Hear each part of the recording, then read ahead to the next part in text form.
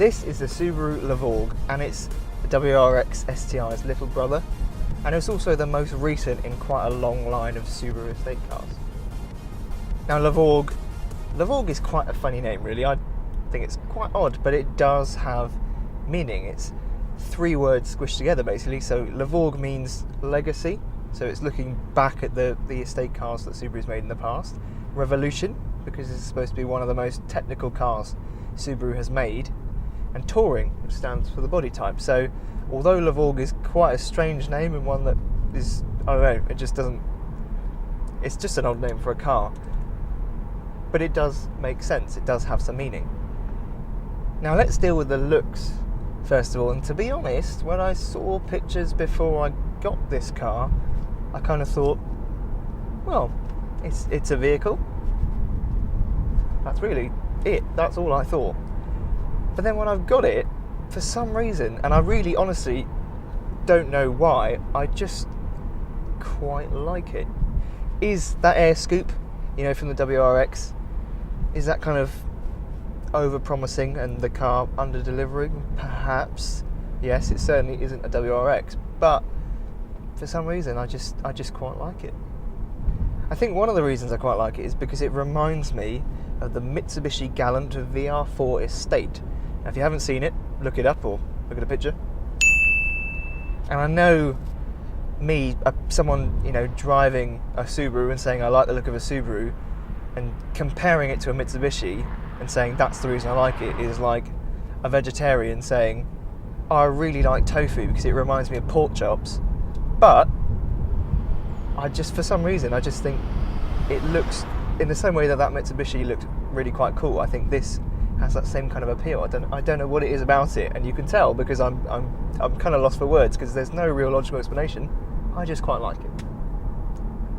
Now inside, Subaru says that this is actually the best interior they've ever done, and for the most part, I'd agree. Like, you've got loads of safety kit, you've got a really good navigation and sat-nav system, you've got some really cool blue stitching on the seats, and actually the seats themselves, although I'm sitting too high, the seats themselves are really heavily bolstered, so actually you're not going anywhere. But equally, there are a few little things that aren't so great. Like, although this car has got loads of safety kit, the buttons for some of the safety systems are up here by the light above me, which is just quite an odd place to put buttons to do with safety stuff.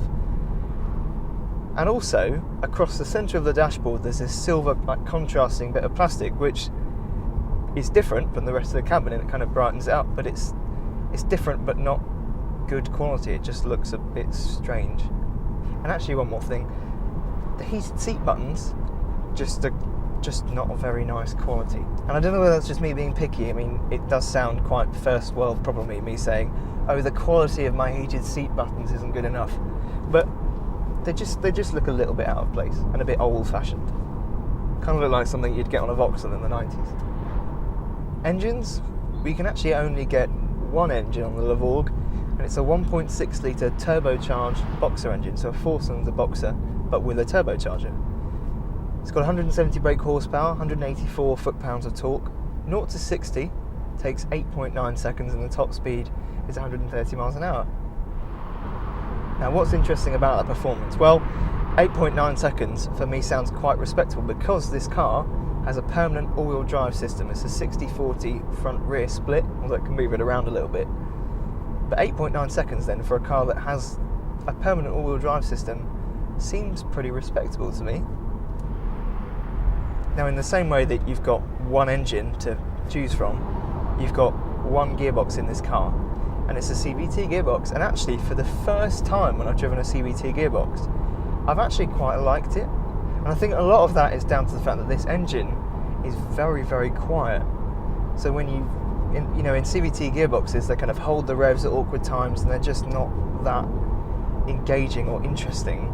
Because this engine is so quiet, for the most part, you don't notice the fact that it's a CVT gearbox. It's really, really smooth. You've got power when you need it. It just seems to suit this car quite well. Would it be more engaging with a manual gearbox? Yes, absolutely. But actually, for a CVT, it isn't that bad at all. As for the suspension, it's fully independent suspension, both at the front and the back. And Subaru has done that to increase stability, reduce roll, but maintain actually quite a good level of ride. Has it worked? I think it has, because even when you brake quite hard into a corner, you've got a little bit of steering angle on, it does stay quite flat. The only time the suspension struggles is over kind of bigger bumps, and when you get a few quite big compressions in quite quick succession, that's when it struggles. Brakes, they're okay, they stop you, which is a good thing, that's what you ask of brake pedals. But when you stop from, let's say, 50 miles an hour and you're trying to brake down to a stop, for the last 20 miles an hour or so, I've experienced it a few times, just the pedal becomes quite inconsistent. You don't really know how much braking force you're going to get. Now, whilst on the subject of braking, I will just mention that this has got torque vectoring by braking. So if you start to, if you throw it into a corner and you're putting quite a load on the car, you can feel it break the inside wheels and just tuck the nose in, and you really can feel it working. I've experienced it a couple of times and it kind of took me by surprise almost. And then I read through the spec sheet again and remembered that it had this torque vectoring, and it does work. It does bring the nose of the car in. Now you can get a Levorg for £5 under £30,000, £29,995. And I don't know what it is, but for some reason I do quite like this car. It's not the most engaging car to drive. Manual gearbox has helped that, as good as the CVT is, and I can't believe I'm saying that CVT is actually okay.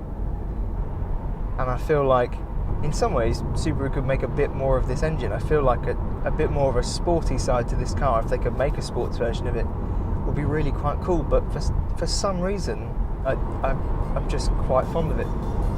Whether or not you'd have the same feelings, whether or not you'd drive it and think, I really don't like that, but for me, there's something about it I quite like.